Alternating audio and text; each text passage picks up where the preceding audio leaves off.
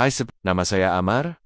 Hari ini saya ingin berkongsi satu case bully yang amat membimbangkan di sekolah. Case ini melibatkan seorang pelajar bernama Nurul Afiza yang telah menjadi mangsa bully. Kita semua masih ingat kejadian yang menimpa adik Zara baru-baru ini. Amat menyedihkan apabila case-case sebegini masih berterusan dalam sistem pendidikan kita. Sebagai masyarakat yang prihatin, kita perlu berganding bahu untuk membanteras gejala bully ini. Kepada semua pelajar yang menghadapi masalah bully, Anda tidak bersendirian. Jangan takut untuk bersuara dan dapatkan bantuan. Hubungi guru counseling, ibu bapa, atau talian bantuan yang disediakan. Kepada rakan-rakan yang menyaksikan kejadian bully, jadilah pembela, bukan pemerhati. Mari kita sama-sama membina persekitaran sekolah yang selamat dan harmoni untuk semua. Jika video ini memberi manfaat, jangan lupa subscribe dan kongsi kepada rakan-rakan. Terima kasih karena menonton. Jumpa lagi dalam video seterusnya. Saya juga ingin memohon follower di TikTok agar subscribe channel saya di YouTube agar saya lebih bersemangat untuk memberikan informasi berguna. Terima kasih. Ini tangkap. Maksudnya yang banyak lagi lah benda-benda lukisan yang saya susah nak faham. Seorang ibu tunggal berusia 31 tahun, Puan Nurul Afiza, tampil menzahirkan rasa kecewa dan tertekan selepas anak perempuannya menjadi mangsa buli berterusan di sebuah sekolah. Menurutnya, insiden itu dipercayai melibatkan 4 pelajar perempuan sekelas yang bukan sahaja mengejek, malah turut menarik rambut mangsa hampir setiap hari. Keadaan ini menyebabkan anaknya mula menunjukkan tanda tekanan serius termasuk melukis imej pelik yang menggambarkan perasaan tertekan dan cenderung mengasingkan diri. Katanya dalam nada kecewa, "Awalnya saya fikir ejek-mengejek itu perkara biasa. Tapi bila jadi setiap hari dan anak saya mula tunjuk tanda tekanan, saya tak boleh terima. Saya terpaksa melarang anak ke sekolah kerana risau keselamatan. Kalau sesuatu berlaku, siapa yang nak bertanggungjawab?"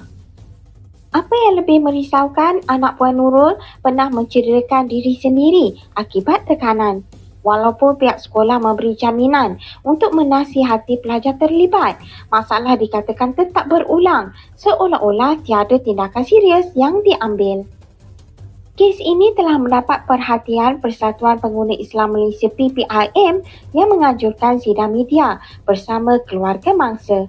Turut hadir adalah Tok Ki, Ketua Aktivis PPIM serta Profesor Dr. Muhammad Sahadri, panel penasihat PPIM.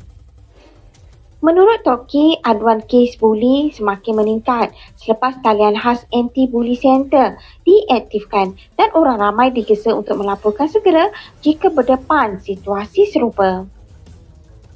Puan Nurul turut merayu agar pihak sekolah mengambil tindakan lebih tegas bagi menghentikan budaya buli yang memberi kesan besar terhadap emosi dan keselamatan pelajar.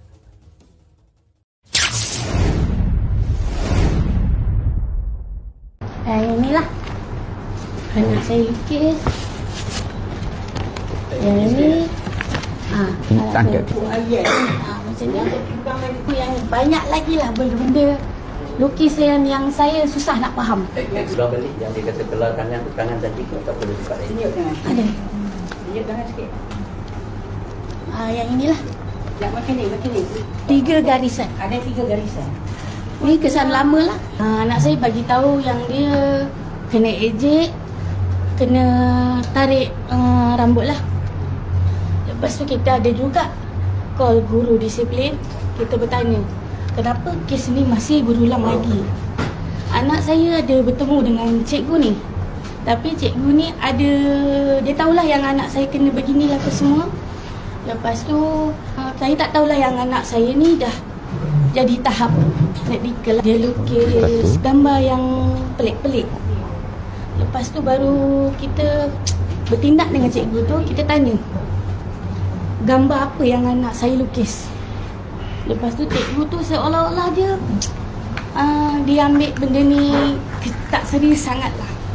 Dia bagi tahu saya dia suruh anak saya bersekolah untuk berjumpa dengan murid tu sekali, dengan saya sekali lah. Tapi dia pula nak bagi saya berjumpa dengan anak murid dia.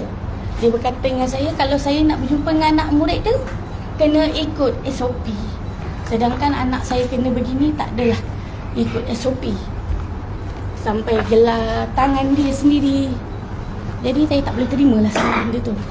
Yang ni saya tulis ni untuk saya luah dekat lukisan saya.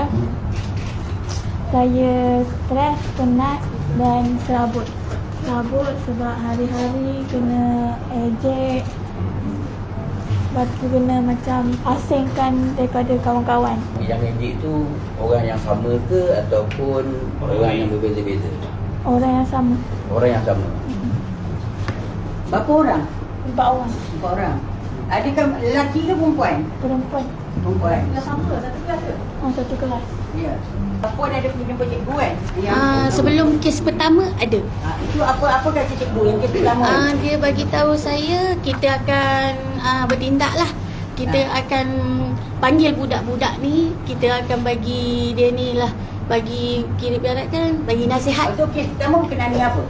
Sama juga kes dia kena ejek juga. Okey. Tapi kita tak tahu juga sampai dah jadi melarat, dah jadi di keadaan dia jadi macam ini. Okey. Yang ni yang kes kedua lah. Kes kedua. Okey. Puan ada hubungi, ada bagi tahu cikgu kan? Ada. Boleh puan terangkan sikit?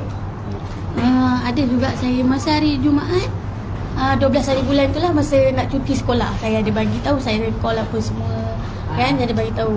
Tapi dia bagi tahu dia akan panggil lah anak murid tu dengan PKM petang tu sekali dengan dia.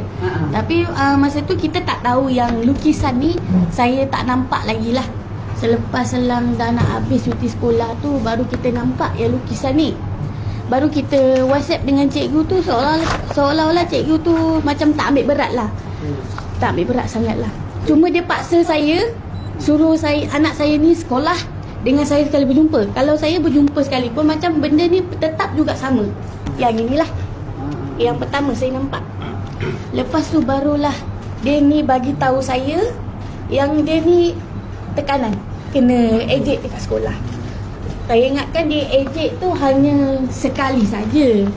Lepas tu saya tak ambil heran sangat lah kalau dia sekali ejek dia kan, biasalah kawan. Tapi kalau dah hari-hari, saya pun tak boleh terima juga. Keadaan dia jadi macam ni, duduk dalam bilik tak ada keluar. Sekarang anak puan tak pergi sekolah kan? Tak ada. Bagi saya, kalau dia memang minta nak pergi sekolah, tapi saya tak benarkan sebab kita risau keselamatan dia. Kat rumah tanggungjawab kita boleh nampak, tapi dekat sekolah kita tak boleh nampak. Tanggungjawab semua atas guru. Kalau terjadi apa-apa dekat anak saya, kalau dia ada jadi macam gini, ibarat saya diorang ni lepas tangan je lah kalau